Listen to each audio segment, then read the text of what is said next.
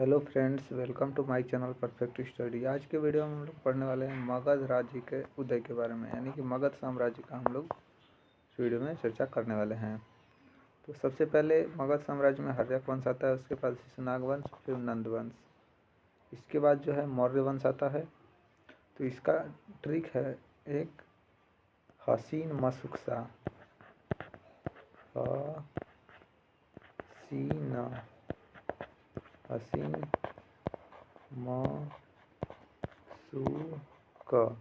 मशुक सा। अब देखिए इस ट्रिक से क्या होगा। ह से हर्यक वंश, सी से शिशुनाग वंश, उसके बाद न से ये हो जाएगा नंद वंश। ठीक है, उसके बाद म से ये हो जाएगा मौर्य वंश, सु से शुंग वंश। ठीक है, उसके बाद क से हो जाएगा कण्व वंश और सा से सातवाहक वंश। तो ये इतने ही वंश जो है प्रमुख हैं मगध साम्राज्य में। तो इसे ट्रिक से याद कर लीजिएगा, हसीन मशुक सा। ठीक, अब चलिए हम लोग स्टार्ट करते हैं। सबसे पहले हर्यक वंश के बारे में। तो हर्यक वंश जो है ये मगध साम्राज्य का प्रारंभिक राजधानी राजगृह था और मगध राज्य के आरंभिक इतिहास की जानकारी महाभारत से मिलती है। मगध के सबसे प्राचीन वंश का संस्थापक बृहदत्त, ठीक है, किसका पुत्र था? तो जरासंध का पुत्र था। बृहदत्त, जरासंध बृहदत्त का पुत्र था।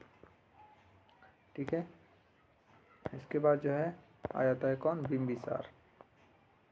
तो बिंबिसार ने हर्यक वंश की स्थापना की थी। किसने? बिंबिसार ने।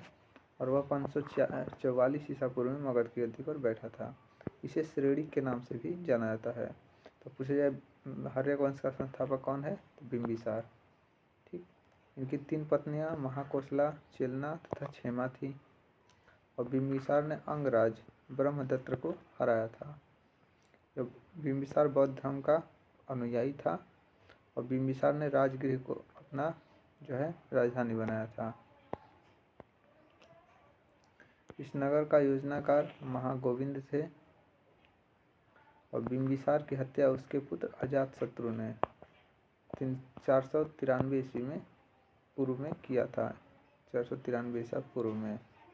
बुद्ध घोष के अनुसार बिंबिसार के साम्राज्य में 80,000 गांव थे तथा उसका विस्तार 300 लीग लगभग 900 मील था। तो बिंबिसार का हत्या किसने किया? उसके पुत्र अजातशत्रु ने। ठीक है, इसके बाद उनका हत्या करने के बाद अजातशत्रु राजा बना और 492 ईसा पूर्व में मगध की गद्दी पर बैठा था। अजातशत्रु को पृत्रहंता भी कहा जाता है और इसका दूसरा नाम कुड़िक भी था। ठीक है, अजातशत्रु ने गौतम बुद्ध के चचेरे भाई देवदत्त के कहने पर अपने पिता की हत्या की थी। किसके? देवदत्त के कहने पे। और अजातशत्रु का विवाह कौशल नरेश प्रसेनजित की पुत्री वाजिरा के साथ हुआ था। अजातशत्रु सुयोग्य मंत्री वस्कार था। ठीक है, तो लिच्छवी गणराज्य को अजातशत्रु ने मगध में मिला लिया था। अजातशत्रु पहले जैन धर्म से प्रभावित हुआ था, परंतु बाद में जो है उसने बौद्ध धर्म अपना लिया और अजातशत्रु ने राजगृह में एक विशाल स्तूप का निर्माण करवाया था। तो राजगृह में जो विशाल स्तूप है उसका निर्माण किसने? अजातशत्रु ने करवाया था। अजातशत्रु ने लिच्छवियों के विरुद्ध युद्ध में महाशिलाकंटक तथा रथमूसल नामक 2 शस्त्र का प्रथम बार प्रयोग किया था। महाशिलाकंटक और रथमूसल। अजातशत्रु की हत्या उसके पुत्र उदयन ने 461 ईसा पूर्व में किया था। कहा जाता है कि जैसा करोगे वैसा पाओगे। तो अजातशत्रु ने जो है अपने पिता की हत्या किया था गद्दी पर बैठने के लिए। तो इसके पुत्र ने उदयन ने इसकी हत्या करके वह भी गद्दी पर बैठ गया। ठीक है, अजातशत्रु के शासनकाल में ही प्रथम बौद्ध संगीति का आयोजन किया गया था।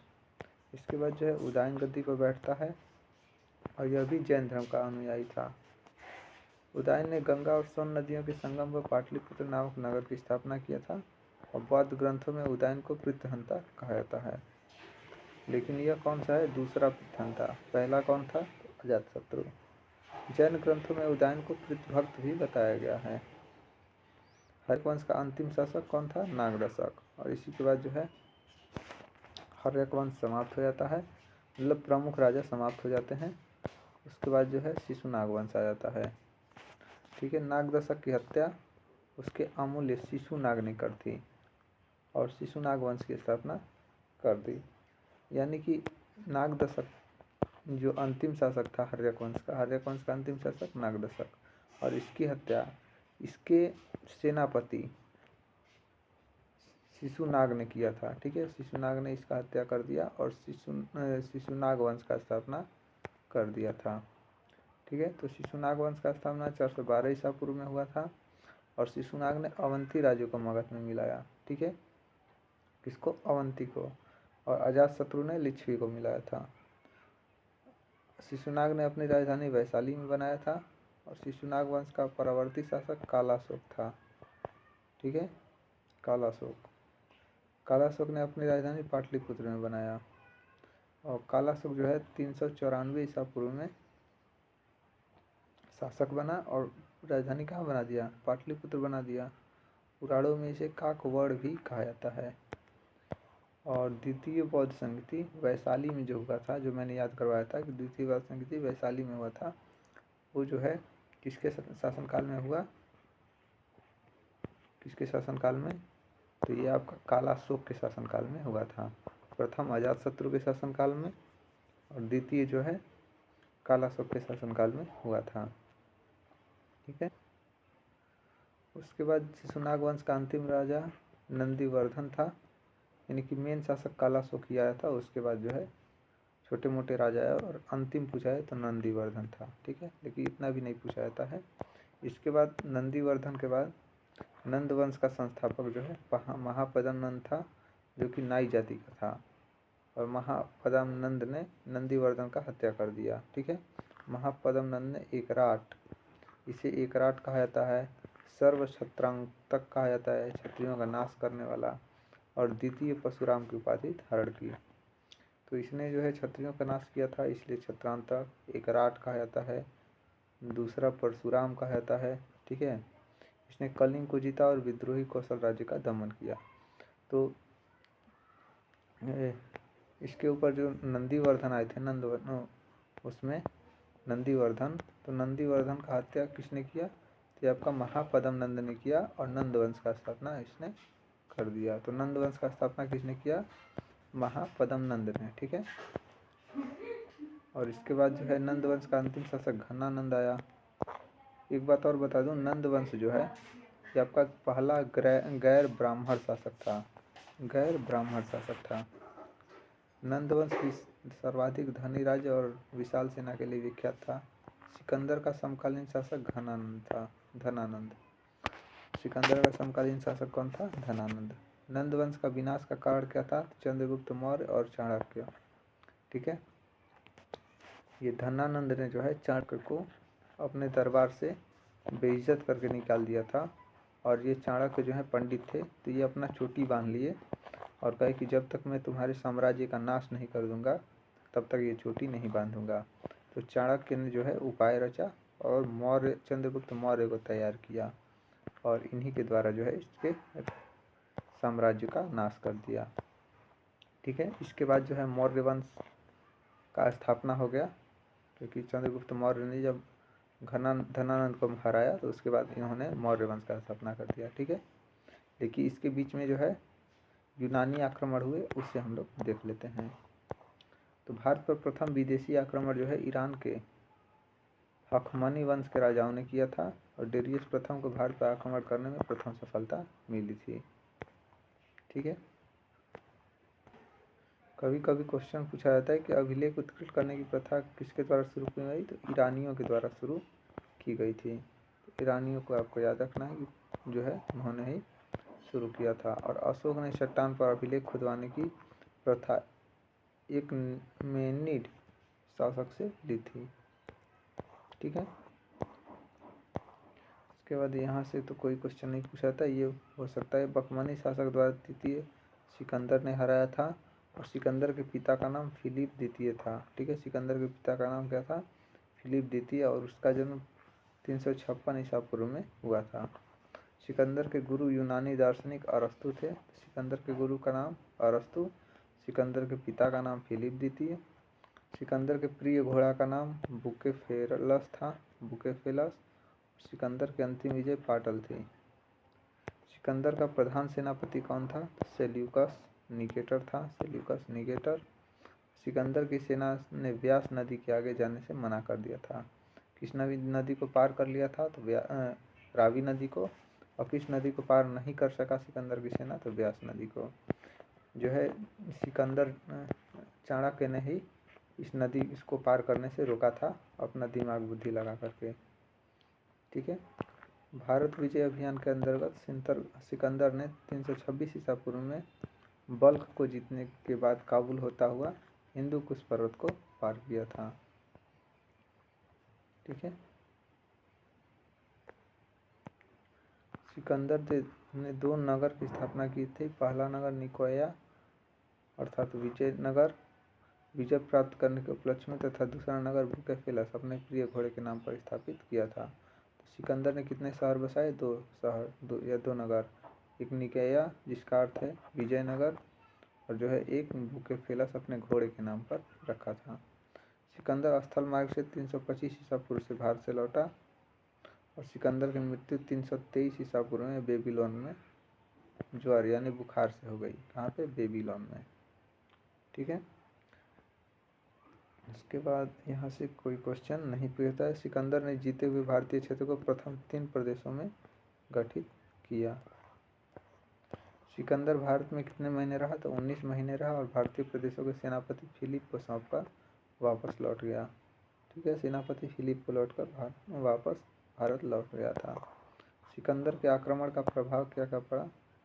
देखिए, सिकंदर के आक्रमण यहाँ के राजाओं की आपसी वैमनस्यता प्रदर्शित होगी, क्योंकि कोई भी राज्य एकजुट होकर सिकंदर के आक्रमण का सामना नहीं कर सका, बल्कि कुछ एक राज्य ने तो सिकंदर की मदद भी की थी। तो इससे ये पता चल गया एकता नहीं है। आक्रमण के बाद इतिहास की तिथियां जानकारी प्राप्त होने लगती हैं।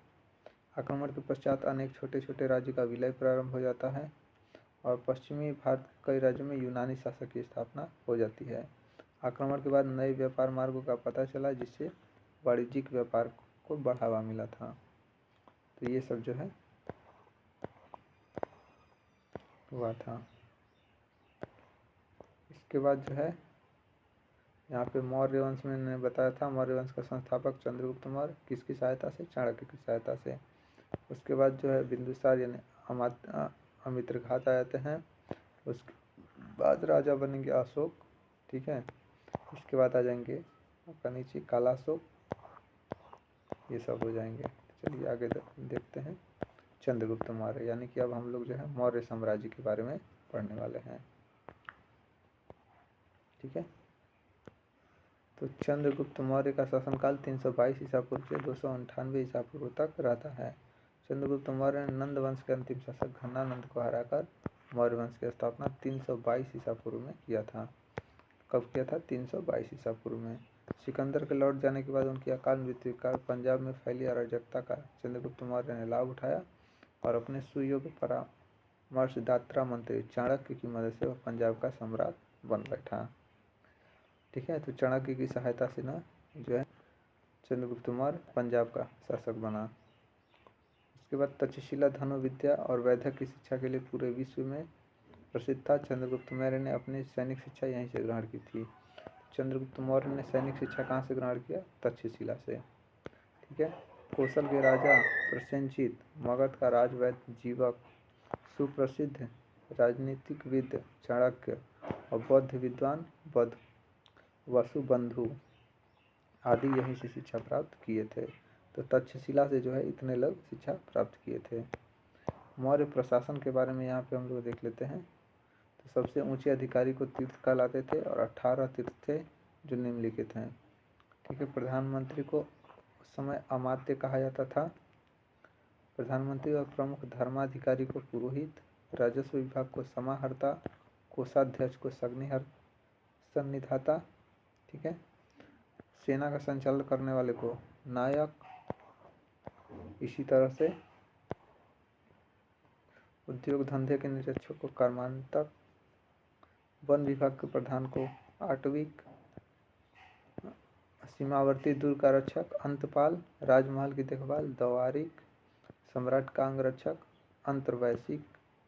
ठीक है। नगर का प्रमुख अधिकारी नागरक, दुर्ग का रक्षक दुर्गपाल, राजा का उत्तराधिकारी को युवराज तथा युद्ध विभाग का मंत्री का सेनापति और परिषद का अध्यक्ष को मंत्री परिषदाध्यक्ष कहा जाता था। ठीक है।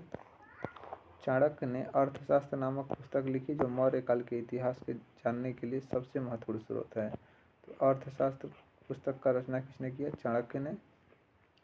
ठीक है, क्योंकि चाणक्य का ही देन था कि मौर्य वंश शुरू हुआ था। तो ये इनसे अच्छा मौर्य वंश को कोई नहीं जानता, तो चाणक्य में है जो है अर्थशास्त्र लिखा, और इस पुस्तक से ही मौर्य साम्राज्य के बारे में संपूर्ण जानकारी मिलता है। ब्राह्मण साहित्य चंद्रगुप्त मौर्य को शूद्र काल का और जैन बौद्ध साहित्य का क्षत्रिय कुल मानते हैं। चंद्रगुप्त मौर्य के नाम, ठीक है, तो इन्हें एंडोकोट्स ये चंद्रगुप्त मौर्य के नाम से जाना जाता है। जूनागढ़ अभिलेख से इनका नाम चंद्रगुप्त मौर्य मिला है। प्लूटोकार के अनुसार एंडोकोट्स मिला है, और स्ट्रोबो, एरियन और जस्टिन से सेंड्रोकोट्स मिला है। ठीक है। चंद्रगुप्त मौर्य की संज्ञा का प्राचीनतम अभिलेख साक्ष्य रुद्रदामन के जूनागढ़ अभिलेख से मिलता है, और जूनागढ़ अभिलेख किस भाषा में? तो ब्राह्मी लिपि में लिखा गया है। चंद्रगुप्त मौर्य और सेल्यूकस के बीच युद्ध 305 ईसा पूर्व में हुआ, जिसमें सेल्यूकस पराजित हुआ था। फलस्वरूप चंद्रगुप्त मौर्य और सेल्यूकस के बीच संधि हुई, और सेल्यूकस ने अपनी पुत्री का विवाह चंद्रगुप्त मौर्य के साथ कर दिया था। इस प्रकार चंद्रगुप्त मौर्य यूनानियों को भारत से बाहर निकाल दिया उनकी बेटी से विवाह करके। इसके बाद जब सेल्यूकस ने अपनी बेटी को भेजा, तो साथ में एक राजदूत भी भेजा, जिसका क्या नाम था? मेगास्थनीज। और मेगास्थनीज जो है चंद्रगुप्त मौर्य के दरबार में इसको भेजा, और मेगास्थनीज ने यहाँ रहकर 4 साल रहा, जिसने उसने इंडिका पुस्तक की रचना की थी। उसके बाद चंद्रगुप्त मौर्य ने अपने ससुर सेल्यूकस को 500 हाथी उपहार में दिए थे, प्लूटार्क के अनुसार। ठीक है। चंद्रगुप्त मौर्य को यूनानियों ने सेंड्रोकोट्स कहा था। अपने जीवन के अंतिम समय में चंद्रगुप्त मौर्य ने जैन धर्म को स्वीकार किया था, और कहाँ पे? कर्नाटक में जाके उन्होंने देह का त्याग कर दिया। चंद्रगुप्त मौर्य की पत्नी हेलेना सेल्यूकस की पुत्र थी, हेलेना या कार्नेलिया। ठीक है। ये किसकी पुत्र थी? तो सेल्यूकस की। और सेल्यूकस हारने के बाद अपनी बेटी का विवाह चंद्रगुप्त मौर्य से किए थे। ठीक है। चंद्रगुप्त मौर्य की सेना के 6 अंग थे: अश्वसेना, हस्ती सेना, पैदल नौसेना, उसके बाद नौसेना, रथ सेना और सैन्य सहायता विभाग। विभागों के अध्यक्ष को अमात्य। चंद्रगुप्त मौर्य के जैन गुरु कौन थे? तो भद्रबाहु थे। ठीक है, भद्रबाहु। और ये किससे जुड़े थे? तो दिगंबर से जुड़े थे। ठीक है। श्वेतांबर, दिगंबर 2 भागों में बटा था, तो श्वेतांबर नहीं थे, दिगंबर से जुड़े थे। चंद्रगुप्त मौर्य की मृत्यु कर्नाटक के श्रवणबेलगोला में स्थित चंद्रागिरी पहाड़ी पर 298 ईसा पूर्व में हुआ था। चंद्रगुप्त मौर्य ने संलेखना विधि से भूखे प्यासे रहकर शरीर का त्याग किया था। ठीक है। उसके बाद प्लूटार्क के अनुसार चंद्रगुप्त मौर्य ने 6 लाख की सेना लेकर समूचे भारत पर अधिकार स्थापित कर लिया था। चंद्रगुप्त मौर्य के राज्यपाल पुष्पगुप्त वैश्य ने चंद्रगुप्त सुदर्शन झील का निर्माण करवाया था। तो सुदर्शन झील का निर्माण किसने करवाया था? चंद्रगुप्त मौर्य ने। मेगास्थनीज के अनुसार भारत में दास प्रथा नहीं था। क्या नहीं था? दास प्रथा नहीं था। और मेगास्थनीज ने कौन सा पुस्तक लिखा है? इंडिका पुस्तक लिखा था। मेगास्थनीज भारतीय समाज को 7 जातियों में विभक्त किया। 7 जातियाँ: दार्शनिक, किसान, अहीर, कारीगर, शिल्पी, सैनिक, निरीक्षक, सभासद तथा अन्य शासक वर्ग। मेगास्थनीज ने पाटलिपुत्र को पालीबोथ्रा का नाम दिया था, पालीबोथ्रा। इसके बाद जो है बिंदुसार जो है शासक बनता है। चंद्रगुप्त मौर्य का पुत्र कौन था? बिंदुसार। और यह 298 ईसा पूर्व में गद्दी पर बैठा। यूनानी लेखक बिंदुसार को अमित्रोकेट्स, अमित्रघात के नाम से जानते थे। बिंदुसार के समय तक्षशिला में विद्रोह हुआ था। तक्षशिला विद्रोह दबाने के लिए अशोक और सुसीम को जो है बिंदुसार ने भेजा था, लेकिन पहले सुसीम को भेजा, और सुसीम ने जो है विद्रोह को नहीं दबा सके, तो फिर उन्होंने अशोक को भेजा था। ठीक है। उसके बाद बिंदुसार ने सीरिया के राजा एंड्रियोकॉट्स से मदिरा, सूखे अंजीर, एक दार्शनिक मांगा था, लेकिन उन्होंने दार्शनिक देने से मना कर दिया। ठीक है, दार्शनिक भेजने से मना कर दिया और उन्होंने बताया कि यूनानी कानून में इसकी अनुमति नहीं है, यानी कि दार्शनिक हम नहीं भेज सकते। तो सूखी अंजीर और जो है शराब उन्होंने भेजा था। बिंदुसार आजीवक संप्रदाय का अनुयायी था। पिंगल वत्स नामक आजीवक विद्वान बिंदुसार के दरबार में रहते थे। अशोक के राजा बनने की भविष्यवाणी किसने की थी? पिंगल वत्स ने की थी। बिंदुसार की मृत्यु के समय अशोक उज्जैनी में राज्यपाल था। बिंदुसार ने 2 समुद्र के बीच की भूमि समेत 16 राज्यों को जीता था। चाणक्य ने 3 मौर्य राजाओं के राज्य का संचालन किया था। तो पूछा जाए किस व्यक्ति ने 3 मौर्य राजाओं के राज्यों का संचालन किया, तो ये आपका चाणक्य ने किया था। ठीक है। तक्षशिला विद्रोह का मुख्य कारण क्या था? अधिकारियों का दुर्व्यवहार। इसके बाद यहाँ पे चाणक्य के बारे में कुछ डिटेल है। चाणक्य का दूसरा नाम कौटिल्य था। उन्हीं को विष्णुगुप्त भी कहा जाता है और इनके बचपन का नाम था विष्णुगुप्त। चाणक्य ने अर्थशास्त्र की रचना की थी और यह जो है राजनीतिक विज्ञान से संबंधित है। चाणक्य को भारत का मैकियावेली कहा जाता है। चाणक्य के पिता का नाम चड़क था। चाणक्य के पिता का नाम क्या था? चड़क था। इसके बाद जो है अशोक के बारे में हम लोग पढ़ लेते हैं। तो मौर्य साम्राज्य का महानतम शासक जो है अशोक था और इसने जो अपने 99 भाइयों की हत्या करके सिंहासन पर बैठा था। अभिलेखों में अशोक को देवनामप्रिय या देवनाम प्रियदर्शी नाम से संबोधित किया गया है। पुराणों में अशोक को अशोकवर्धन के नाम से भी जाना जाता है। अशोक ने कश्मीर में श्रीनगर को बसाया था।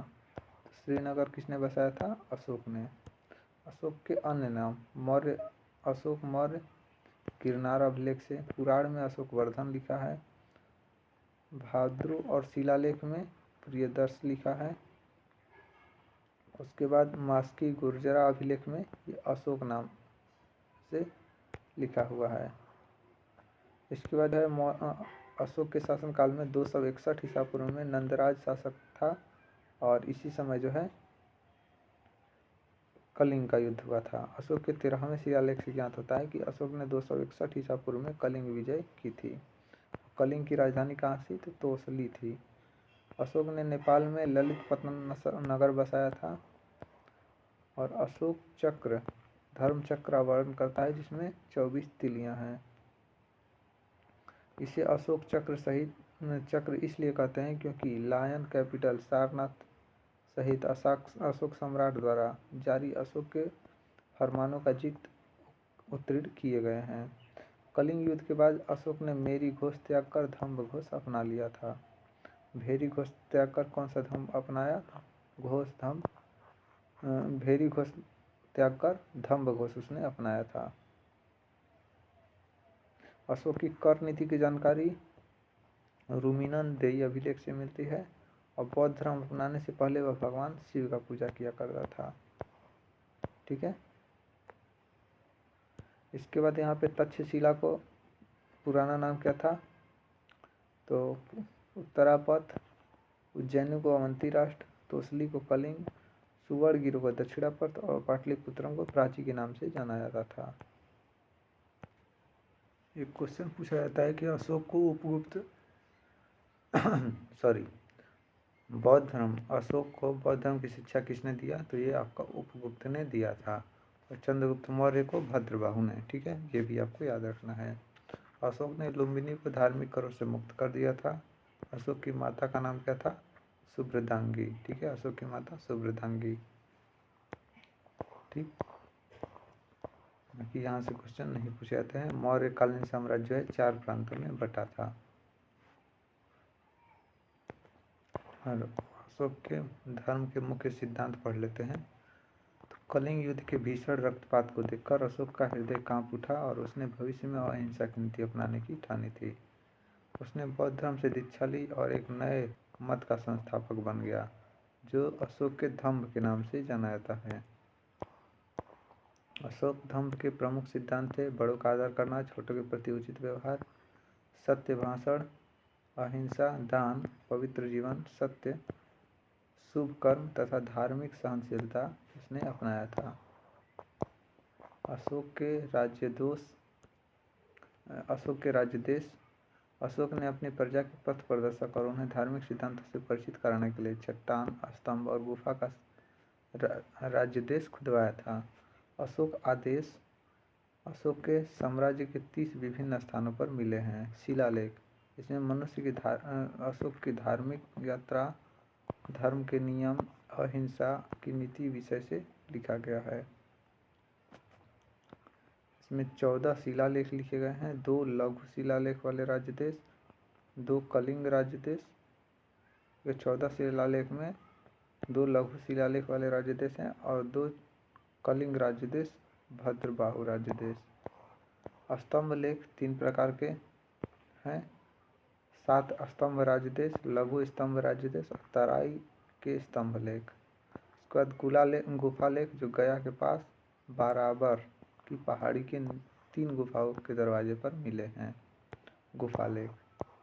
तृतीय बौद्ध संगीति के बाद अशोक द्वारा भेजे गए धर्म प्रचारक, तो प्रचारक में जो है महेंद्र और संघमित्रा, इसको जो उन्होंने श्रीलंका भेजा था, ठीक है, लंका या श्रीलंका, महेंद्र और संघमित्रा को, ठीक है।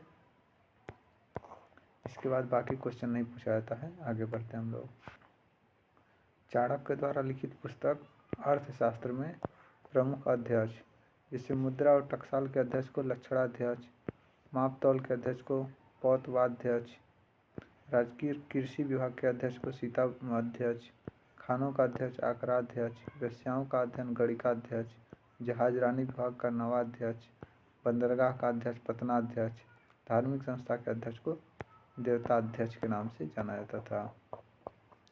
सिक्का को मुद्राध्यक्ष, धातु विभाग को लोहाध्यक्ष, पशुधन विभाग सुवर्णाध्यक्ष, राजकीय धन जुर्माना को शुक्लाध्यक्ष, चारगाह का अध्यक्ष विविधताध्यक्ष और वाणिज्यिक और व्यापार का अध्यक्ष पड़याध्यक्ष, रुई कातने और कपड़ा बुनने के उद्योग को सूत्राध्यक्ष कहा जाता था।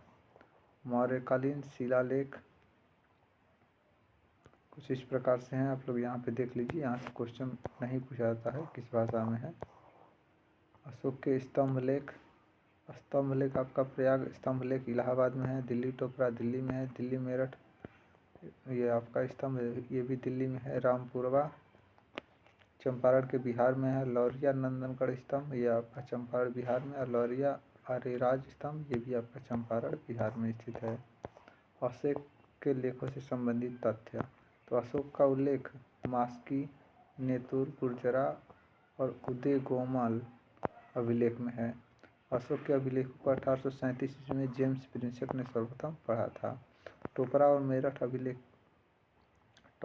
मेरठ के स्तंभों को फिरोज शाह तुगलक ने दिल्ली मंगवा लिया था।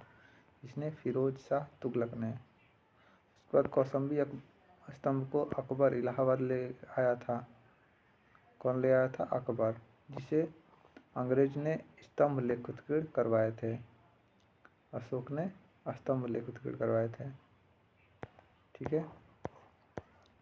तो स्तंभ अशोक के शिलालेख में 14 जो है बृहद शिलालेख थे, लघु शिलालेख थे, पृथक शिलालेख, बृहद स्तंभ लेख और लघु स्तंभ लेख थे, ठीक। इसके बाद अशोक के शिलालेख और उनके विशेष समझ क्वेश्चन पूछा जाता है कि पशु बलि निषेध किस में है? तो प्रथम शिलालेख में है। मनुष्य और पशु चिकित्सा तथा विदेशों में धर्म प्रचार दूसरा शिलालेख में है। राज्यों के युक्त की नियुक्ति, राजकीय अधिकारियों को हर 5 वर्ष पर राज्य भ्रमण करने का आग्रह, ये आपका तृतीय शिलालेख में है। भेरी घोष की जगह धम्म घोष चौथे अभिलेख में है, ये इम्पोर्टेंट है। भेरी घोष की जगह धम्म घोष की घोषणा चौथे अभिलेख में है। धम्म महापात्रों की नियुक्ति 5वें शिलालेख में है।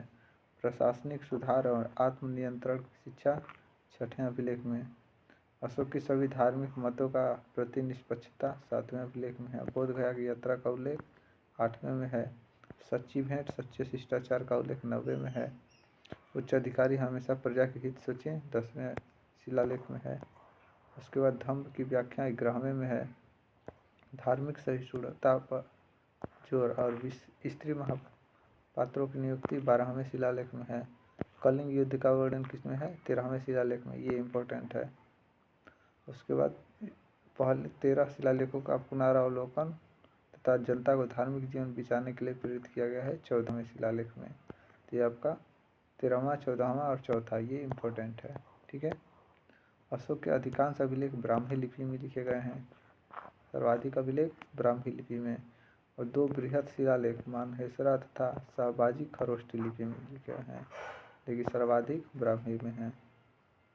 ठीक है। इसके बाद जो है इलाहाबाद स्तंभ जो कौशाम्बी से लाया गया था, इस पर समुद्रगुप्त और जहांगीर के भी अभिलेख मिले हैं। बृहद शिलालेखों की कितनी संख्या है? 14। बृहद शिलालेख की संख्या 14। स्तंभ लेख की कुल संख्या कितनी है? 13। स्तंभ लेख 13 है, बृहद शिलालेख 14 है। ठीक है। ये 10 स्तंभों पर अंकित है। 4 लघु स्तंभ लेखों में से एक को रानी का अभिलेख कहा जाता है, जो इलाहाबाद में है। विभाजित लेख इलाहाबाद, सांची और सारनाथ स्तंभों पर पाए गए हैं। अशोक के स्तंभ लेखों पर उत्कीर्ण पशु, जैसे कि देखिए लौरिया नंदनगढ़ अभिलेख पर एक सिंह का चिन्ह है। रामपुरवा में भी एक चिन्ह है। सारनाथ में 4 सिंह का है, और सांची में 4 सिंह का चित्र बना हुआ है। इसके बाद अशोक के स्तंभ एकास्मत अर्थात एक ही पत्थर के तराश कर बनाए गए हैं, और जिनका निर्माण कहाँ से हुआ है? तो चुनार के बलुआ पत्थर का उपयोग करके हुआ है। तो कहाँ से आया था पत्थर? चुनार का बलुआ पत्थर लिया गया था। सांची का स्तूप भरहुत का स्तंभ तथा सारनाथ स्थित धर्म राजिका का स्तूप, यह अशोक ने करवाया था। मौर्य वंश का राजकीय पशु क्या था? तो मोर या मयूर। ठीक। प्रधान शिलालेखों में सबसे बड़ा 13वां शिलालेख था, और 7वां स्तंभलेख सभी लेखों में सबसे बड़ा है। 7वां सबसे बड़ा जो है 7वां है। इसके बाद इधर से पूछा जाता है, हाँ, बौद्ध परंपरा अशोक ने 84,000 स्तूप के निर्माण का श्रेय प्रदान करती है। ठीक है। तो अशोक ने कितना स्तूप बनवाया था? 84,000 स्तूप इसने बनवाया था। अशोक का प्रधानमंत्री राधागुप्त। अशोक के प्रधानमंत्री कौन थे? तो राधागुप्त। ठीक है। इसके बाद हम लोग मौर्य प्रशासन के बारे में पढ़ लेते हैं। सत्ता का विकेंद्रीकरण राजा में होते हुए भी वह निरंकुश नहीं होता था। कौटिल्य ने राज्य के 7 अंग निर्दिष्ट किए थे: राजा, अमात्य, जनपद, कोष, दुर्ग, सेना और मित्र। राजा द्वारा मुख्यमंत्री एवं पुरोहित की नियुक्ति उनके चरित्र की भली भांति जांच करने के बाद की जाती थी, और इस क्रिया को उपधा परीक्षण कहा जाता था। ठीक है। अर्थशास्त्र के 18 विभागों का उल्लेख, जिसे तीर्थ कहा गया। तीर्थों के अध्यक्ष को महापात्र कहा गया है।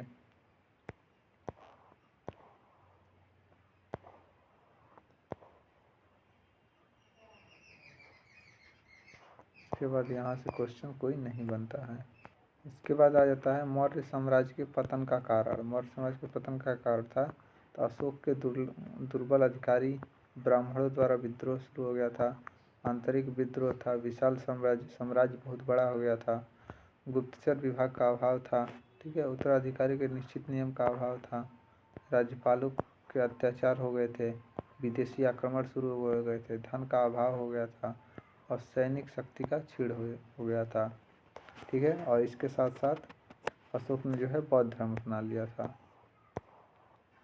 इसके बाद शंगुवंश, कर्णवंश और सातवाहन राजवंश के बारे में हम लोग पढ़ लेते हैं।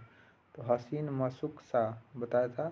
तो इसके बाद शंगुवंश आएगा, मौर्य वंश के बाद शंगुवंश, और शंगुवंश के बाद कर्णवंश, उसके बाद जो है सातवाहन वंश। इसी के साथ जो है मगध साम्राज्य का विलय हो जाएगा। तो मौर्य वंश के बाद शंगुवंश ने राज्य स्थापित किया। पुष्यमित्र शंगु ने मौर्यों का सेनापति था, और इसी ने जो है मौर्य वंश के अंतिम शासक बृहदत्त की हत्या करके पुष्यमित्र शंगु ने शुंग वंश का स्थापना किया था। तो पूछा जाए शुंग वंश का संस्थापक कौन था? तो ये आपका पुष्यमित्र शंगु। 184 ईसा पूर्व में यह जो है शासक बना था। पुष्यमित्र शंगु ने 2 बार अश्वमेध यज्ञ कराने की पुष्टि पतंजलि के महाभाष्य से होती थी। इंडो यूनानी शासक मिनांडर ने पुष्यमित्र शंगु को हराया था। किसने? मिनांडर ने। इसके बाद पुष्य संगु को कलिंग नरेश खारवेल ने पराजित किया था और पाणिनि के अष्टाध्यायी पर पतंजलि ने महाभाष्य लिखा था। भरहुत एवं सांची के स्तूप का निर्माण संगु काल में हुआ था। संगु वंश के अंतिम शासक देवभूति था, ठीक है। और देवभूति को उसके अमात्य वासुदेव ने 73 ईसा पूर्व में हत्या करके कर्ण वंश का स्थापना कर दिया। तो कर्ण वंश का स्थापना किसने किया? ये आपका वासुदेव ने। सुशर्मा कर्ण वंश का अंतिम शासक था। इसकी हत्या करके सातवाहन नरेश सिमुक ने इसका सिमुक ने कर दिया, ठीक है। तो सिमुक ने किस वंश का स्थापना किया? सातवाहक वंश का। सातवाहक वंश का स्थापना किसने किया? सिमुक ने। और सतकड़ी प्रथम के बारे में नगनिका नाना घाट अभिलेख से जानकारी मिलती है। तो यहाँ से क्वेश्चन नहीं बनते हैं, बस केवल संस्थापक और अंतिम याद रख लीजिए रहेगा। सातवाहन काल में चांदी और शीशे के सिक्के चांदी और तांबा के सिक्के का प्रयोग होता था, जिसे कासारपड़ कहा गया था। और सातवाहक वंश ने शीशे के सिक्के चलाए थे। किसके सिक्के? शीशे के। सातवाहनों की राजकीय भाषा क्या थी? प्राकृतिक भाषा थी, जो ब्राह्मी लिपि में लिखी गई थी। किस भाषा में? ब्राह्मी लिपि में। सतकड़ी प्रथम को पुराणों में कृष्ण का पुत्र कहा गया है। कृष्ण का पुत्र किसको कहा गया है? सतकड़ी प्रथम को, ठीक है। तो इसके आगे का जो है कुछ खास नहीं है, वहाँ से क्वेश्चन नहीं बनता, इसलिए हम लोग स्किप कर दे रहे हैं। अगले वीडियो में हम लोग गुप्त साम्राज्य के बारे में पढ़ेंगे। तो यदि चैनल पर नए आए हैं तो चैनल को सब्सक्राइब कर लीजिए, वीडियो को लाइक कर दीजिए, दोस्तों के साथ शेयर कर दीजिए, ठीक है। मिलते हैं अगले वीडियो में। धन्यवाद।